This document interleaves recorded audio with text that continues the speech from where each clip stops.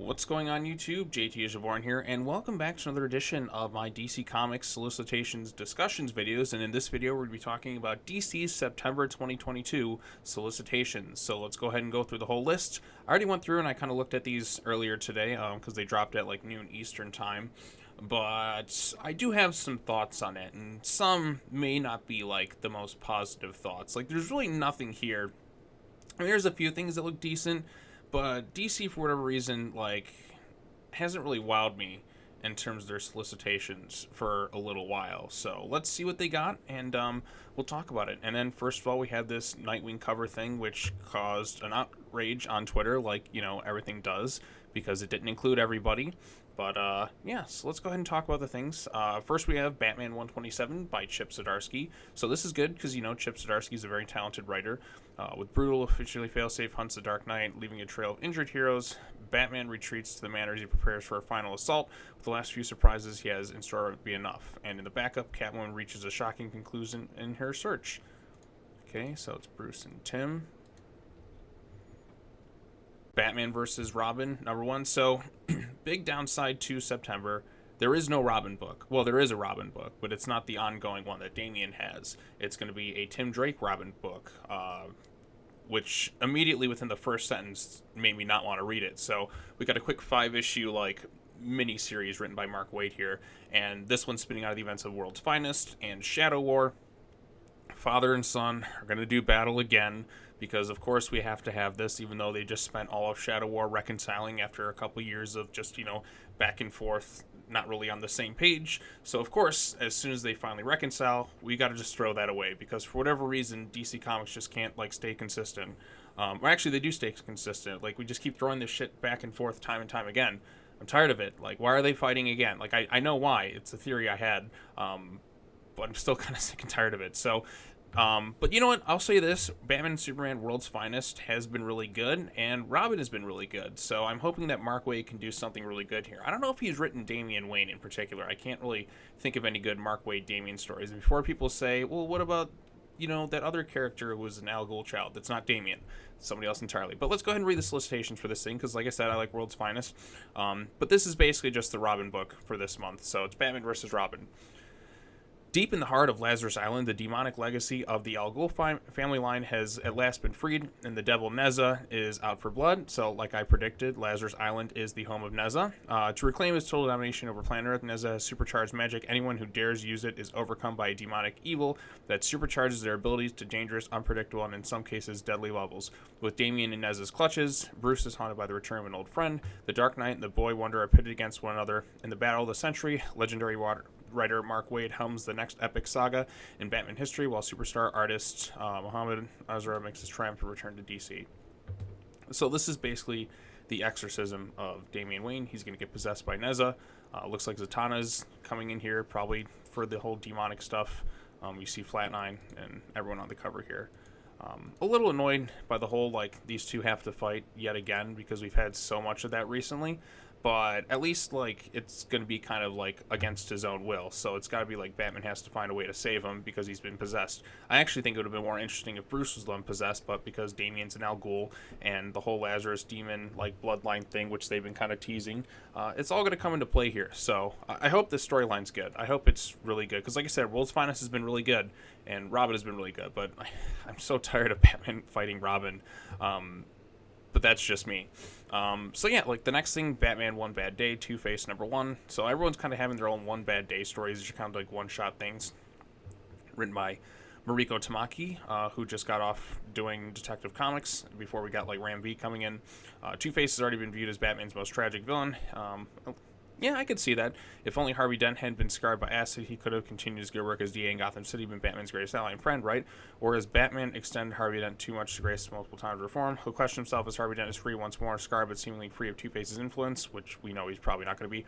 When it's revealed Harvey Dent's father has been threatened to the murdered, is it? Okay. So we have that. Variant cover by Jim Lee. This could be interesting. Oh, there's a Cass Kane one, so that should be pretty interesting.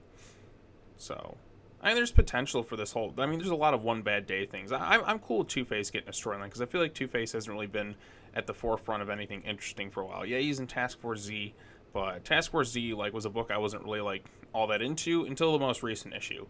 So we got that. Then we got Harley Quinn, 30th anniversary special number 1. But basically that's just a celebration thing. The only one I really care about here is Paul Dini, if I'm being 100% honest here, because Paul Dini, nobody writes Harley Quinn better than Paul Dini, because like obviously he's one of the co-creators of her. Harley Quinn's has been kind of like, I don't know, like Harley used to be like one of DC's real top characters, and yeah, she is in a way, but like I don't feel like people are like, I think a lot of people are kind of sick of her in a lot of things. But I'm just really hoping for Paul Dini to write her. Oh, and here we go. This is the one that's going to probably upset a lot of people. Within the first sentence, DC did a really good job immediately selling me on not wanting to pick this book up. So we have Tim Drake, Robin number 1, written by Megan Fitzmartin, who wrote that whole Urban Legends Tim's coming out story, and art by Riley Rossmo, who, if you read Harley Quinn, that's not exactly the most ideal art style. It kind of fits this tone of Harley Quinn, but as an ongoing Tim Drake thing, and then the writing team, but let's go ahead and read the solicitation. So immediately, like I said, within the first sentence, step aside, Damian. The world's favorite Robin has got this. First sentence, you have the need to take a shot at another Robin. Why? What is the point of this? Like, why is Tim Drake still Robin? He's been Robin so many times. He's like, oh, new identity. I need new this, new this. Give him a new goddamn code name already. Like, it's been going on for so long at this point. Like, it's just ridiculous. Let's go ahead and read this thing. Step aside, Damian. The world's favorite Robin has got this. He's not my favorite Robin. I still like Tim. I really do. Well, I like classic Tim Drake. The new Tumblification of Tim Drake nowadays is just, That's right. After years away, Tim Drake is taking center stage in a brand spanking new Robin series of his very own, which will probably have a good initial sale, and then it's going to drop off like a rock. I'm telling you right now. A mystery over a year in the making takes shape as a new villain who's been hounding Tim from afar decides to take things up close and personal, putting Bernard and everyone else Tim cares about in peril. As things go from bad to worse, the world's oldest and canonically tallest Robin. God, this is cringely written. No, I will not be fact-checking that. All of that, and Tim finally carves out a corner of Gotham City just for himself and sets up shop in his very own murder shack with fan favorite writer Megan Fitzmartin, teams up with beloved Harley Quinn artist Riley Rossmo to find the next chapter in Tim's life. As it was not break out your skateboards and motorcycles, who assemble murderers, road artists to draw. There you go. Yada yada. Megan Fitzmartin's writing a Tim story. Didn't particularly care too much about the Urban Legends story. I felt like a lot of it was kind of lazy and half-assed. And then they just recently had that Tim Drake's comic that came out, I think, this past week. I didn't check it out, but I haven't heard ideally like great things about it. I've heard kind of mixed results. But like I said, I don't know who wrote the solicitation. Is it Megan Fitzmartin? Because in which case this comes across as a very petty Tim Drake fan who hates the fact that Damian was Robin. And like, I don't understand the need to take shots at other Robins in the solicitation for your number 1. Damian has an ongoing right now. Well, there's no issue of it this September, so they could just realistically be taking a break until after this whole Mark Waid miniseries, which seems to be a very big miniseries, is going on for right now. I don't see the need to take shots. Like, why do they have to take a shot at just Damian? They don't mention Dick, who's honestly like probably the most iconic Robin. Actually, he is. He's the original Robin. No need to take a shot at Jason. It's just specifically Damian Wayne. And for me, I'm just like, it's stupid. Like, do you see this in the other books too? When you read Batgirls, do you really see the other, like, oh, step aside Cass, step aside Steph, step aside Babs? You don't see that. You only see that in this solicitation. So immediately within the first sentence, you sold me on not picking up this book because one of DC's better selling books is Robin. You can look at the information. You can look at the way it sells. It sells better than a lot of other books. It sells better than Action Comics right now.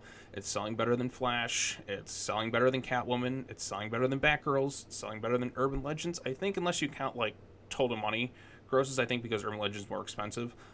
It's selling better than I Am Batman. It's selling better than the Future State thing. It's definitely selling a lot better than Harley Quinn. But for whatever reason, we have so many Harley Quinn books at DC. But yeah, like I said, I don't see the need to take a shot. And that just kind of like set me off like, okay, no. I'm just not going to pick it up then, probably. So, yeah, like I said, just that first shot just told me this is going to be kind of a very cynical made comic. So, yeah. I don't know what else to say. I wasted enough time on that, but you get what I point. Like, it's just kind of dumb. Dark Crisis number 4, written by Joshua Williamson. Joshua, why do you have to leave the Robin book? So disappointing, but maybe it's just because of the Dark Crisis thing. Maybe, hopefully, he can come back on after that Mark Waid miniseries, but I doubt it. Spinning out of the pages of The Flash, the heroes have learned the secret of Pariah's new worlds, but at what cost does this knowledge come? What can even do this information rewards? Perhaps Pariah, the Dark Monsters to know, yada yada yada. Deathstroke continues to move forward with his plans to erase legacy heroics once and for all, while John Kent, Nightwing, and a ragtag group of youngsters rally to step up to the increasing number of challenges the event of the year rages on. So there you go.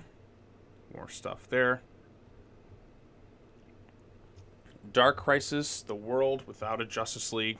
Wonder Woman number 1. So yeah, Dark Crisis has so many books going on, and it's going to get exhausting to follow, but I plan on covering every single one.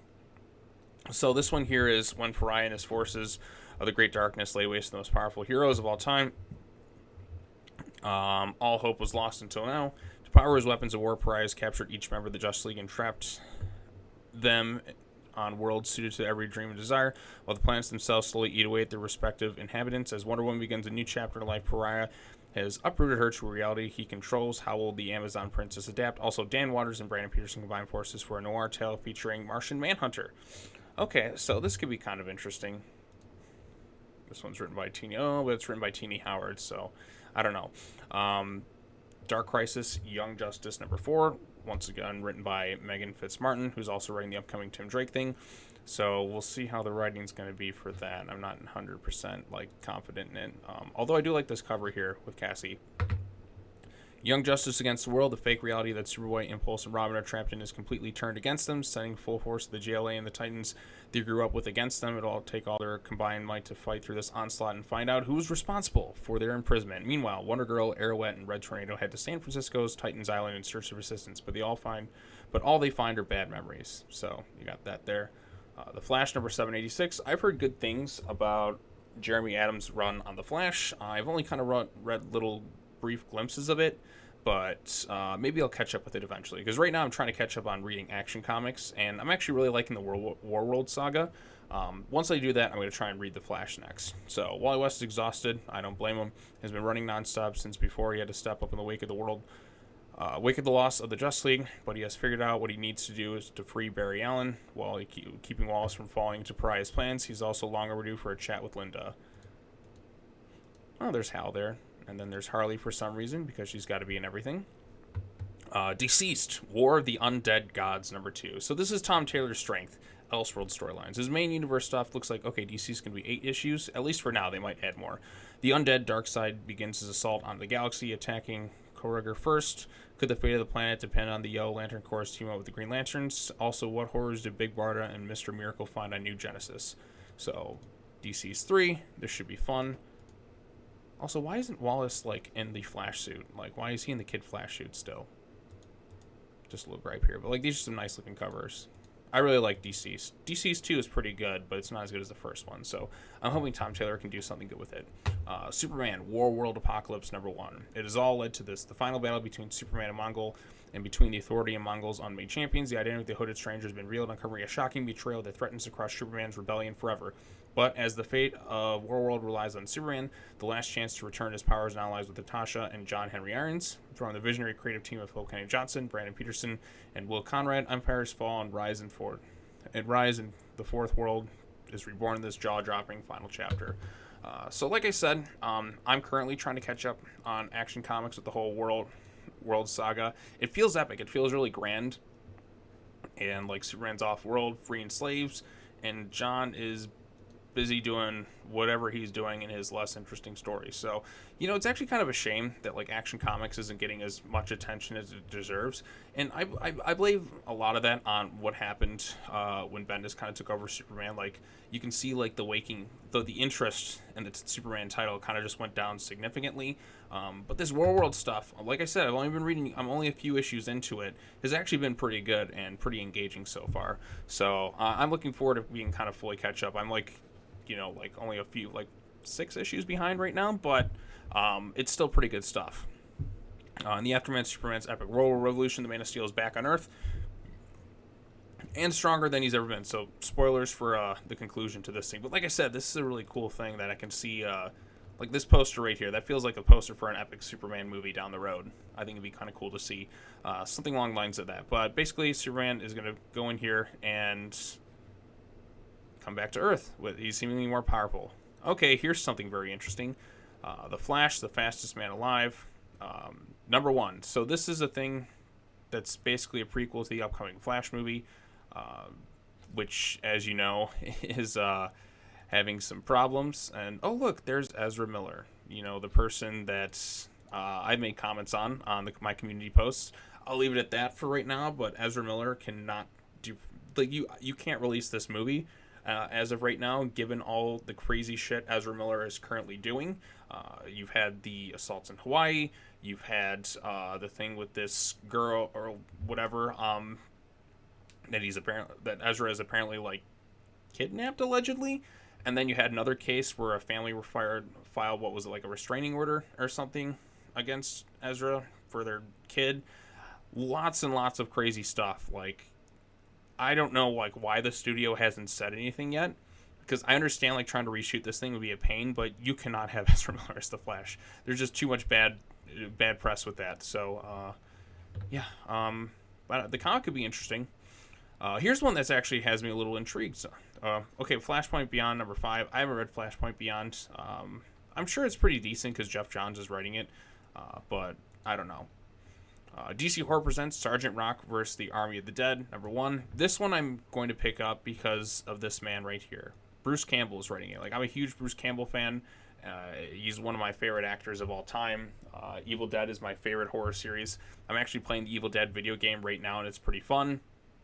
But Bruce Campbell writing something, I'm going to definitely check this thing out. Maybe he can write an Ash Williams comic at some point. But it's cool. Like I said, Bruce Campbell writing a comic. It's only going to be 6 issues, but it should be fun. Maybe we can get him in a DC movie. Human Target number 7 by Tom King. Definitely a no for me. Dark Knights of Steel, Tales from the Three Kingdoms, number 1. I haven't read any of Dark Knights of Steel. I don't know if it's good or bad, but it exists. So there you go. Little flashback in time stuff. Look at them as kids. Kind of reminds me of that Justice League episode where they all were kids and stuff. So, yeah. If anyone's read Dark Knights of Steel, is it good? Let me know in the comment section down below. Batman, The Audio Adventures, number 1. So this looks to be a continuation of the Audio Adventures podcast, which is something I haven't checked out. But it could be good. I don't know. Batman, Nightwatch, number 1 of 5. After a massive breakout at Arkham Asylum, Batman and his team are on a mission to bring all the escapees back. First on the list is Clayface. Using social media, Batgirl taps into the informal network to track down the villain through the city. This inspires Penny One to create a more organized network of informants and spies called Nightwatch. Okay, it looks like Damien's on the cover here. I see Babs in that. I don't know what's going on with this thing, but it's a cheaper comic, so that's a plus. Maybe this was a digital thing. I don't know. It looks like it's... like, everything looks like several years ago from the Rebirth get-ups. So, maybe it's something that was, like, being reprinted. But, yeah. Black Adam, The Justice Society Files, Atom Smasher number 1. This looks to be basically like another tie-in comic to the movie, as you can see right here. Next up, a Titans book. So, this may be worth checking out. It's only 6 issues by Kevin Scott. This is kind of a follow-up to that Titans United book. So we have the Titans are back, united against a common foe, aren't they? All seems lost when Tim Drake wakes out of his uniform and seemingly out of time. Surely he was just fighting people alongside Nightwing, Superboy, Starfire, Beast Boy, and Donna Troy. But where is Raven, and what is their links to the Fearsome Five? A blood sacrifice is coming, and that will change the world forever. So there you go. This looks like a more enjoyable Titans lineup than we had in years, and there's a cool Raven variant cover. See, Raven should be drawn more like this. Look at that. The purple hair, everything here, the comic get-up. There you go. That's a nice-looking Raven cover. Shazam, Thundercrack. I was about to say Thunderstruck because of the AC/DC song. Actually, no, this just looks like a YA book. Catwoman, Lonely City, kind of the same deal right here. Looks like another kind of YA book of sorts. Batman Shadow War, which I covered every issue, so you can hear my thoughts on that. A nice little tribute to George Perez right here. And then here we have Harley Quinn, number 22. Right here, this one's written by Stephanie Phillips. Again, I talked about the Robin book just a minute ago. Like, I'm not sure how Harley Quinn's at issue number 22, and Robin seemingly is stopping in August when it sells a lot more than Harley Quinn, but, you know, that's DC Comics for you. The Quinn is dead. Long live the Quinn. Yada yada yada. For real, dead, deceased. Okay, there's no tie-ins to that. Harley Quinn was a book that I was trying to read in terms of like its connections to what was it? Fear State. I read every issue, and then I kind of just dropped off of it because I was just kind of losing interest in the title. But yep, there's Harley Quinn for you. It's not terrible, but it wasn't like anything amazing or anything like that. In August, we're gonna have 4 issues too, so that should be kind of interesting. Let's see what's next. God, I've been talking for 20 minutes. I'm already exhausted, and we're only like through Detective Comics. Like, there's so much fucking Batman stuff. So Detective Comics number 1064, written by Ram V, of course. I'm looking forward to this because I like Ram V's run on Catwoman. I kind of dropped off Catwoman again, but I liked what Ram V was doing up till Fear State. It's a tango to the death as Batman dances with an old flame while trying to not catch fire using the new uniform about our information about Black Noise. Batman investigates the music box in his possession some more, which leads him to question whether music is actually able to contain physics-altering properties. Later, this theory is tested with Two-Face. Huh. Kind of an interesting horror-esque cover right here. I see Talia al Ghul there. She's got the blade here, but like it's an interesting cover. So it looks like Talia is going to be a factor in this thing. So it should be interesting to see how Ram V writes her. Okay, here's an Action Comics old school issue. Look at that cool cover right there. Aquaman, Andromeda number 3, written by Ram V. And then we got that right there. I'm going to kind of skim through a lot of the stuff now because I want to get done at some point. So anyways, Batgirl's number 10, Becky Cloonan, Michael W. Conrad. Steph has a date with an actual boy. Yeah, I can't even like read this cover, or I mean read this solicitation. It's so like it seems so childish, and that's kind of been my biggest gripe with Batgirls. It's so childish, like it feels so out of place with the rest of the DC universe. This should have just been an AU. It just does not fit in terms of tone and stuff with everything else. But let's go ahead and read this thing. Steph has a date with an actual boy. I guess, you know, we completely forgot she dated Tim at some point for a long time, and then they just kind of didn't even show him break up, and then they just kind of threw that all out the window. Okay. Yeah, like I said, I don't know what the whole questioning of this is. Like, she's clearly dated Tim before. Well, this calls for a celebration or a trip to the zoo. The Batgirls and Steph's dreamy love interest are in for a day of monkey business, but all that monkeying around ends when they've got henchmen on their tails. God, I can't read this. Meanwhile, Babs is one step closer to tracking down the Hill Ripper. Too bad it all took was just another homicide. I guess that's her date. This is just... These are the covers. What the fuck is up with Babs' face here? Ugh, I don't know. They're too childish. It's just too much. Next we have Batman Beyond, Neo Year number 6. This is the final issue of the series, the end of tomorrow. The new year is drawing towards an epic conclusion. Terry McGinnis has spent the last year waging his war on the artificial intelligence that conquers Neo Gotham, his AI, and the Sword of Gotham. Terry McGinnis flies into the night as a new Batman Beyond suit. Everything about this Batman Beyond mythos changes here. So here we go. We have this thing. I didn't read any of Batman Beyond Neo Gotham. I remember that urban legend story, but that's about it. Then we have Batman Beyond the White Knight. Again, I have not picked up Batman the White Knight or any of the Sean Murphy White Knight titles, so I don't know if these are any good or not, but I've heard, like, I mean, if they keep doing more, it obviously tells me that they're at least selling and some people like them. But yeah, Beyond the White Knight. Batman Fortress number 5 by Gary Witta. With the fate of the world hanging in the balance, Batman and Lex Luthor must assemble a team with the skill set to break into the Fortress of Solitude. With the worldwide blackout and Justice League neutralized, what motley crew will this dysfunctional dynamic duo assemble? Is that Emiko Queen Red Arrow in a Batman book? Huh. That's kind of interesting. Maybe this has me a little bit intrigued because I haven't seen her in like anything outside of that bad Teen Titans book for a while. So, you know what? We should get a Green Arrow book again. I really liked Green Arrow Rebirth, but, you know, because of the state of most of DC Comics right now, I don't know if it would sell. But, you know, it still kind of makes me sad because we had so many books at the beginning of Rebirth that weren't just Batman. But now it's just Batman. I seem so like fatigued and without any energy. Next up is Batman the Knight, number 9 by Chip Zadarski. Bruce Wayne has traveled the world learning from the best of the best. Class time is now over, and the final exam is here. Enter the Demon's Head. Is he going to go face down against Ra's al Ghul? Well, looks like it. I mean, I see Talia here. Huh. Could be good. Batman Urban Legends, number 19. So, the Outsiders find the villain who has captured Duke Thomas's mother. Alfred's star turn as an investigator continues. A new murder is plaguing the streets of Gotham City, and Batman thinks it's a child. And we see the inside of the mind of Two-Face as we've never seen before, all included this epic new issue of Batman Urban Legends. Okay, a lot of Urban Legends stuff right here. I'm surprised this book is still going, but you know what? It's a Batman book, so it's going to keep going. Batman Superman World's Finest, number 7. This I'm looking forward to because I really liked World's Finest so far. I think it's one of DC's best books, and I've only read 3 issues, but like I said, it's got everything going for it. Dan Mora's artwork, of course, is going to be a plus. And as we can see here, brand new story arc. The untold story of Superman's short-lived sidekick is at last revealed, but what secret connection to one of DC's most timeless tales of the story foreshadow? Only time will tell. That's a clue, folks. The next epic arc in the World's Finest saga begins here. Introducing Boy Thunder.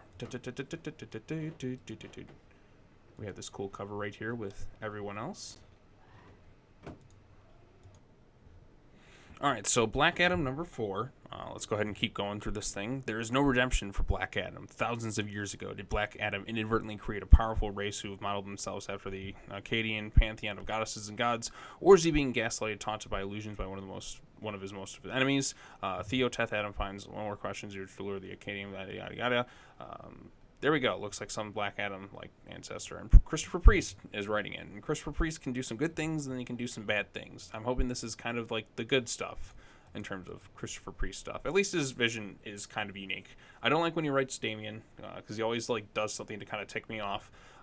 But like I said, if you take that out of it, like I'm hoping for something kind of good and interesting with this. Then we have Blood Syndicate season 1, number 5.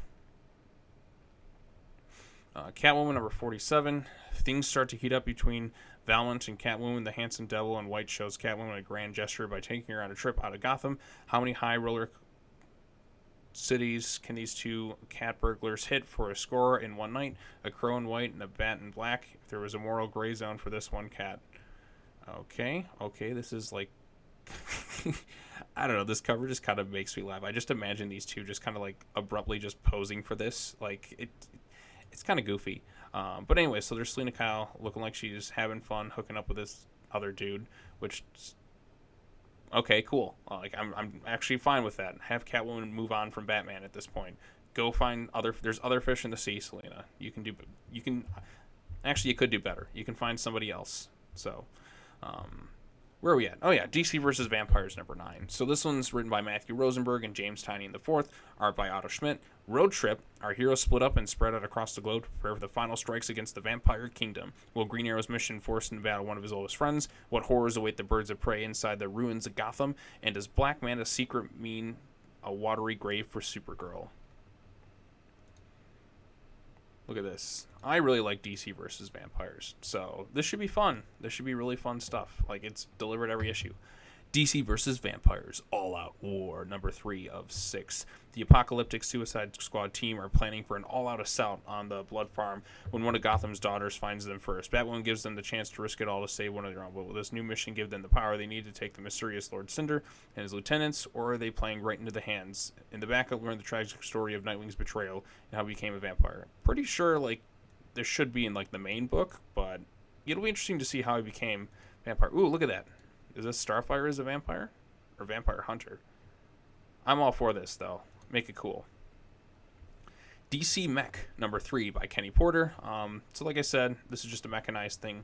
I like mechs. I like anime. So you got that going on here. Deathstroke Inc. number 13. Deathstroke Year 1 continues. Deathstroke mission went so wrong it landed him in the morgue. In a race against time, Slade must get to his target before the entire mission is scrubbed. So there's just like flashback stuff. Feels kind of like filler stuff. Duo number 5. There we go. This could be kind of an interesting thing. Fables number 155. This is 155? Wow, they've been writing a lot of stuff with this book. So like I said, like the main stuff like this I don't really like read, so let's go through the next thing. Future State Gotham number 17. My god, even Future State is still going on. Like, why is this book still going on? Like, I mean, people are just, they don't want Future State. Let's just move on from it already. But now we're getting the conclusion of the story, I guess. I think it'd probably go to issue 20, and then it should just be done for good. Maybe it'll just end at the very end of the year. So it's Bruce Wayne versus Jace Fox versus Dick Grayson versus Damian Wayne versus Hush for the rights to call themselves Batman, while Jason Todd and Hunter Panic face off against Oracle and Talia, and whoever wins must face the return of a sinister evil that wants to destroy all of Gotham City. Don't expect everyone to survive this. So yes, we found out the story of where Damian was in Future State. He was basically in hell, and I think the most recent issue, if I remember seeing panels online, Hush was manipulating him. So it looks like everyone's going to be fighting for the role of Batman. Hopefully Bruce Wayne wins this thing, because like I said, I think if he's around, let him be Batman. I Am Batman number 13, which is still going on, surprisingly. Batman The Questions Investigation. I still don't get why Jace Fox wants to be Batman. I think it made more sense in Future State, but given the fact that Bruce Wayne is still around operating as Batman, and like he just seems like completely against doing all things Batman does, make your own code name then. Like that's my big complaint about, like, be somebody that's not Batman. Even like putting him in a different city, which I'm glad they did. It still doesn't change the fact that he has no reason being Batman. Like you can be your own hero, like Luke Fox is. You know what I mean? Like, be Batwing. Why are you Batman when Bruce Wayne is still actively doing his thing as Batman? You have no real connection to the Bat family. This should have been an Elseworld thing. It really should have been an Elseworld thing. Like I said, it could make sense in Future State, but this book is just, I don't really see anybody really talking about it that much, and I think like there's a reason why, because it's not like the best. But yeah, then we got Looney Tunes, Multiversity, Teen Justice number 4 of 6. Action-packed issue finds Kid Quick and their allies on Earth 11 face to face the world's shaking threat. At last, why Raven refuses to join the team. So another Teen Titans type comics thing. Nightwing number 96, written by Tom Taylor. Hopefully we can actually finish the story. Oh, Heartless is still going on. Remember when we started the Nightwing book and the first story arc involved like this Heartless character? Yeah, well, that's still not resolved. But my goodness, Nightwing. I wish this book would pick up, because I was really enjoying it at the start, but it's like there's been so much needless padding and detours. I just want good things. They say love is when two hearts find their happy place right next to each other, but to Heartless, that's just the walls of jar of hearts he has in his back office, as Dick and Babs' two hearts do find their happy place next to each other. One question they ask each other proves difficult to answer. Okay, here's this cover here. And this is the Brady Bunch cover right here, which apparently a lot of people hated so much. There is Harley Quinn. And then you have all of them here. Is Damian going to appear in this issue? Because it feels like I've seen him on 2 variant covers. Don't tease me of getting like my favorite dynamic duo if you're just not going to do it. But we'll see. I have a theory that by issue 100, we're going to get a wedding with Nightwing and Batgirl. Or Barbara Gordon. Or Dick Grayson. Dick and Babs. I have a feeling it's going to lead to a wedding by issue 100. That's going to be the big 100th issue. That's my theory. And I'm sure a lot of people have thought of it too. But we'll see what they do. But I think that's probably going to be the case. Nubia, Queen of the Amazons, number 404. It's Zilla versus Nubia for the power of Sekhmet. Once upon a time, they were allies, but now they've been driven apart by a vindictive goddess. Can these women find peace and understanding in time to realize the real danger in front of them? Or is this the end of Nubia's reign for good? Find out in the final issue of our miniseries. Okay, so for you Nubia fans, there's the last issue. Poison Ivy, number 4. So this is the Poison Ivy thing. I don't know if this is going to be like a couple issue miniseries or not. Doesn't really specify. But workplace harassment, complaints, health code violations, and human work hours, all just a few things that your everyday human resources representative has to deal with. Lucky for your Poison Ivy isn't your average HR rep. She's much more flexible, punishment far worse. So, okay, Poison Ivy HR doesn't really interest me that much. Here we go. Superman, Son of Kal-El, number 15. This is it. The ultimate battle. Oh my God, 15 issues. The ultimate battle pitting Superman and the forces of the truth against Bendix, and his monstrous machinations has begun. But victory will be an uphill climb for our hero as they lay siege to Gamora. Why Gamora? Plus the smooch heard around the world. Okay, so I mean, wasn't that issue 5? Was the smooch heard around the world? The thing which they even openly admitted to rushing just as like a publicity stunt. Yeah, like I said, that really did happen. Like they, instead of like taking their time to kind of develop like this relationship between them. They had to quickly rush that kiss for National Coming Out Day, and they fully admit it was a publicity stunt, which is what a lot of people thought. That's why it felt kind of like abrupt and kind of half-assed. Like, really, you built this up? Like, you didn't really do any build-up to it. But yeah, like I said, Son of Kal-El just kind of feels like, okay, we have a big publicity stunt, and then the rest of the book is just not that great, unfortunately. Like I said, I'd started out okay, but like John Kent's Superman book has just not been that good. And it's kind of sad because I used to love John Kent as a character, but he just feels like some sort of publicity stunt or prop anymore. But that's just the book in general. Superman Space Age number 2 by Mark Russell. Okay, Superman's arrived, is out to fight, right? The world may love him, but the citizens of Metropolis are growing skeptical. Okay, so just a Mark Russell comic right here. Looks like it's kind of an Elseworlds thing. Sword of Azrael number 2.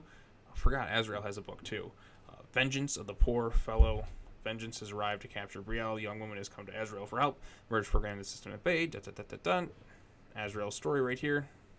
I read Order of the World, and I read a few other Azrael things. I don't know if I'm going to pick this one up, though. Task Force Z number 12, the final issue. Jason Todd's final second chance. The Red Hood and what remains of Task Force Z have seen the true horrors that the powers of Internationals has released upon Gotham City and the world.